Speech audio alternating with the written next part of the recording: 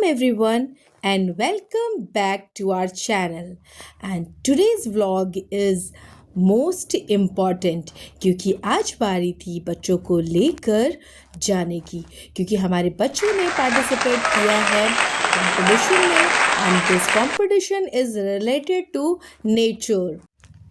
और यहाँ हम अपने वेन्यू में पहुँच चुके थे राज संग्रहालय में, और हमारी ही तरह और भी स्कूल्स के बच्चे आ रहे थे कंपटीशन के लिए। और यहाँ पर हमारे बच्चे बिल्कुल ही रेडी थे, उन्होंने अपने अपने प्रोजेक्ट्स ले लिए थे और अब टाइम था एंट्री का। यहाँ पर हमारे मेंटोर क्षमा मैम और अनुप्रिया मैम ने बच्चों को बहुत अच्छे से प्रिपरेशन भी करवाई थी। और मेंटर तो एक मदर की तरह ही होता है, उनके मेंटर्स उनको बराबर सपोर्ट कर रहे थे। So here our mentees entered at venue, और बच्चे वेन्यू में आ चुके थे। यहाँ पर कुछ फॉर्मेलिटीज़ हुई एंट्रेंस में, उसके बाद हम लोग निकल पड़े थे अपनी कंपटीशन एरिया में जाने के लिए। तो मैं आपको बता दूं कि जहां हम जा रहे थे वो राज संग्रहालय था, और ये है हमारे सबसे बड़े ज़ू के अंदर। और ये बहुत ही it's a very famous zoo and ये बहुत ही खूबसूरत जगह है, इसलिए बच्चों को भी बहुत मज़ा आ रहा था। यहाँ पे मैं आपको छोटी छोटी चीज़ें दिखाऊंगी, क्योंकि हमें वैसे ही देर हो रही थी तो हम सीधे अपनी कंपटीशन एरिया में जाएंगे। तो यहाँ पर हम राज संग्रहालय पहुँच चुके हैं। तो यहाँ पर हम अपने कंपटीशन एरिया की तरफ बढ़ते हुए, और बच्चे भी बहुत एक्साइटेड थे। And finally we reached. Here you can see our founder sir. तो सर हमारे टीचर, गार्डियन और एक गाइड की तरह हमेशा हमारे साथ रहते हैं। और इस तरह के कॉम्पिटिशन्स में सर का ये मानना है कि हमारे मैगजीलियंस कभी पीछे ना रहें, इसलिए इस तरह के कंपटीशन के लिए सर हमें वेन्यू तक पहुंचाते हैं, हमें प्रोटेक्ट करते हैं और गाइड भी करते हैं।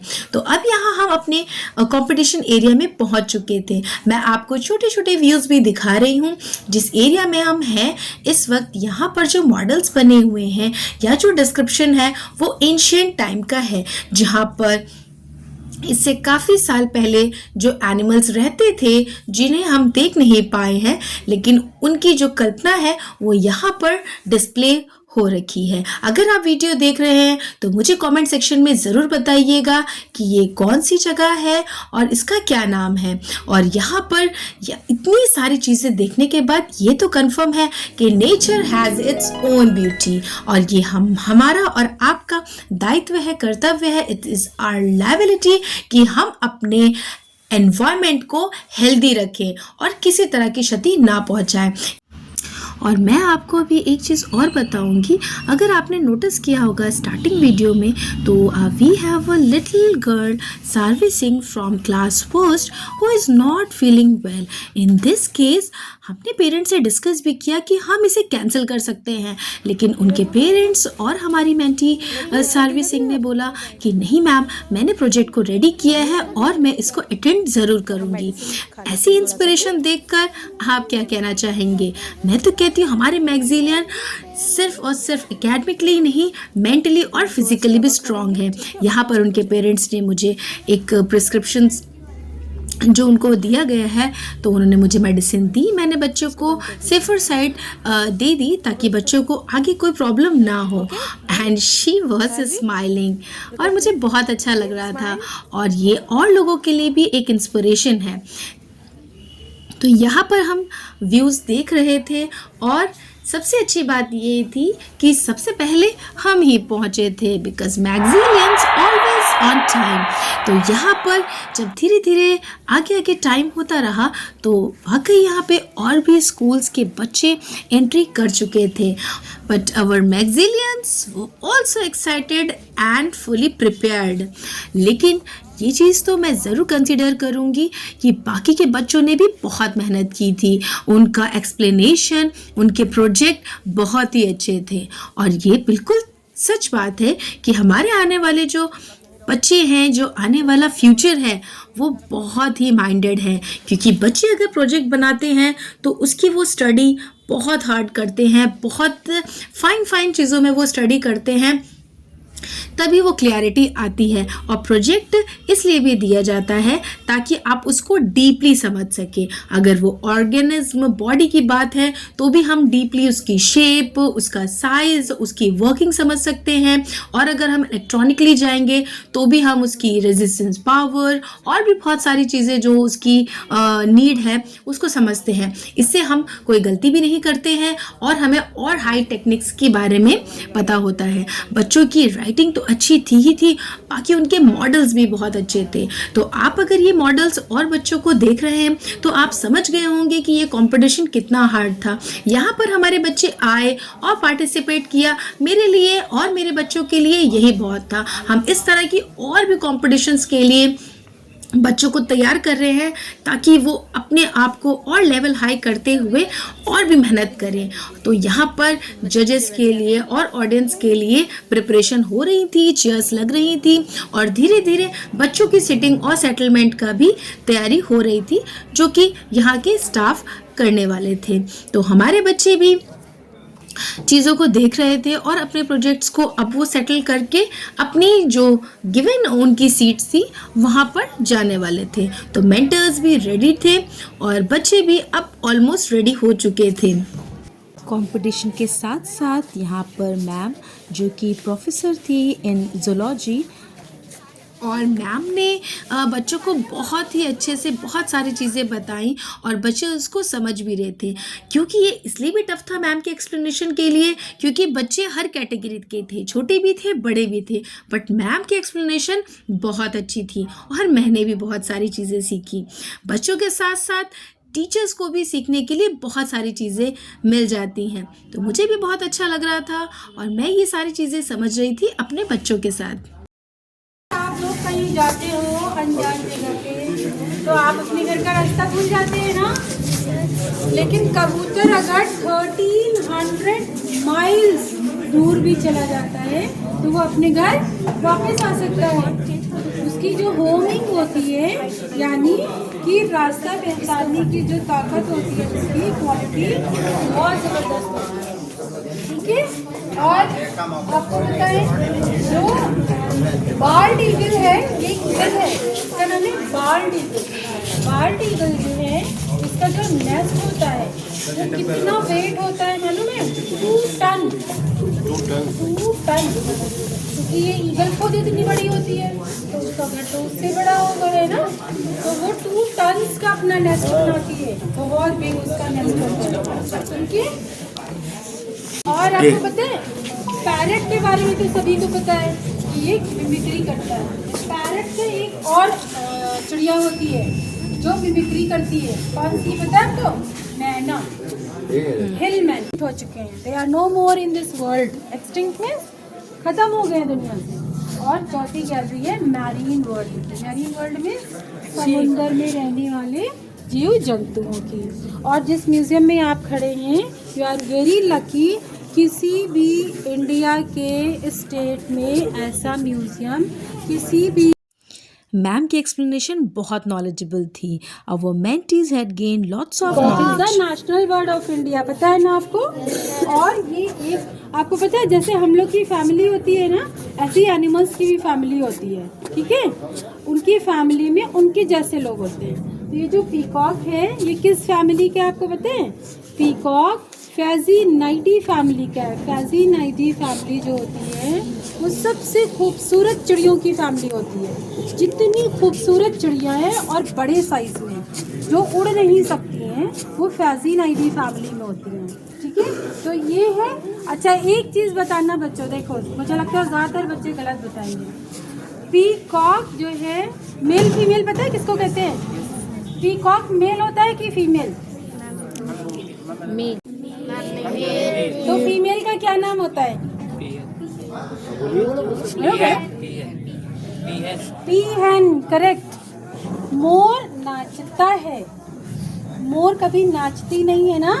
तो पीकॉक जो है वो मेल होता है यानी बॉय होता है और उसकी जो गर्ल होती है उसका नाम होता है पीहन। हेन मीन्स मुर्गी, सबने पढ़ा है ना, एच फॉर हेन, हेन मीन्स मुर्गी। तो पीहन मीन्स मोरनी और पीकॉक मीन्स मोर। अब एक बात और बताएंगे। फाइनली हमारे बच्चों को प्लेस मिल चुकी थी जहाँ पे वो अपने प्रोजेक्ट्स रखकर और वो अब एक्सप्लेनेशन स्टार्ट करने वाले थे। तो यहाँ पर फटाफट से बच्चों को एक्सप्लेनेशन के लिए सेटिंग्स दे दी गई थी और हमारे बच्चों ने भी अपनी एक्सप्लेनेशन स्टार्ट कर दी। इसकी कंसिडरेशन में बच्चों के प्रोजेक्ट्स तो थे ही थे और उनकी एक्सप्लेनेशन थी। And it's appreciation for the parents, क्योंकि पेरेंट्स ने एक ही दिन में हमारे बच्चों के साथ हेल्प करके उनके प्रोजेक्ट्स बनाए थे। और अपने बच्चों के प्रोजेक्ट्स के साथ साथ मुझे यहाँ पर कुछ प्रोजेक्ट्स बहुत ही अच्छे लगे, जिसमें एक छोटी सी बच्ची ने ये एक हार्ट का प्रोजेक्ट बनाया था जो कि वर्किंग था, किस तरह से पंपिंग कर रहा था। It's fab. और बच्ची ने इसमें काफ़ी स्टडी करके इसके बारे में लिखा भी था। तो मुझे ये बहुत अच्छा लगा और बच्चे ने भी बहुत अच्छे से एक्सप्लेन किया। और बीच बीच में मैं सारवी से भी उनकी हेल्थ अपडेशन ले रही थी। सारवी, तबीयत ठीक है? कोई प्रॉब्लम तो नहीं? ठीक है। आपने मेडिसिन ले ली? ठंड तो नहीं लग रहा? फीवर सब बेस्ट?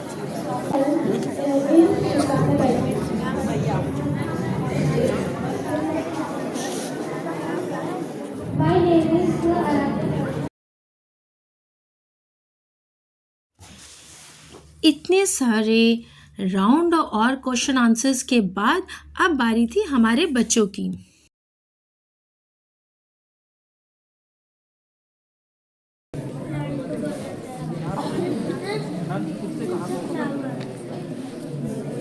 हर कलर के होते हैं और हम लोग खुश रहते हैं और हमेशा एक साथ रहते हैं। फिर हमारे ओल्ड एज में जैसे एक छोटा सा पौधा होता है, वो बड़े होके सब लोग आसपास के लोगों को छाव देने लगता है। उसके बाद फिर वैसे ही जो ओल्ड एज के लोग होते हैं वो ये काम करते हैं कि दूसरे कभी एक साथ गलत काम ना करें और एक साथ गलत रास्ते पर ना जाए। Thank you. I study in class first Ashoka. My school name is Maxilla Academy. I make Animal Kingdom. यानी जंतु जगत जीवों का वह विशाल समूह है जिसमें सभी जानवर कीड़े शामिल हैं, जिनकी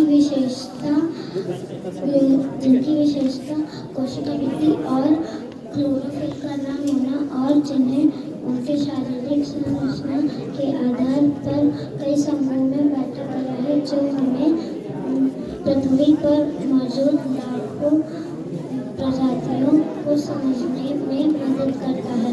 थैंक यू। जय Hind. Good morning, teacher. My name is Rudran Singh. I study in class first Ashoka. The plant made up of important parts. The root absorb water and nutrients. The stem support the plant to stand straight. The leaves use sunlight to make food. The flowers production seeds. The reproduction. Save plant, save earth. Thank you. Pran everyone. My name is Satar Rajput. My school name is Maxilla Academy. मैंने ये animal kingdom बनाया है। इसमें कुछ animal धरती खाते हैं जैसे जिराफ, कुछ एनिमल पानी में आते हैं जैसे हिप्पो, कुछ एनिमल गन्ना खाते हैं जैसे एलिफेंट, कुछ एनिमल रेगिस्तान में रहते हैं जैसे ऊंट, कुछ एनिमल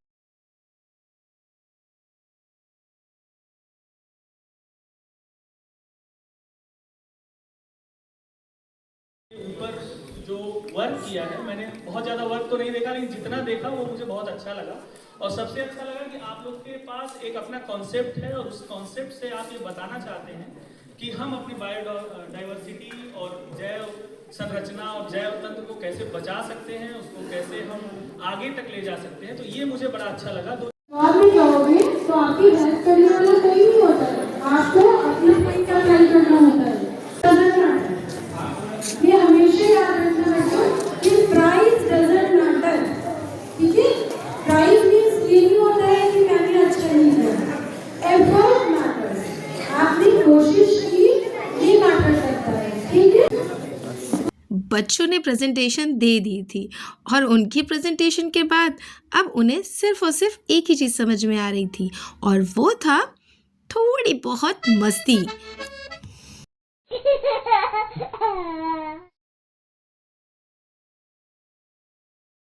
और यहाँ बच्चे मस्ती कर ही रहे थे कि हमने बच्चों से कहा कि चलिए अभी हम और भी बहुत सारी चीज़ें देखते हैं और उनकी नॉलेज लेते हैं।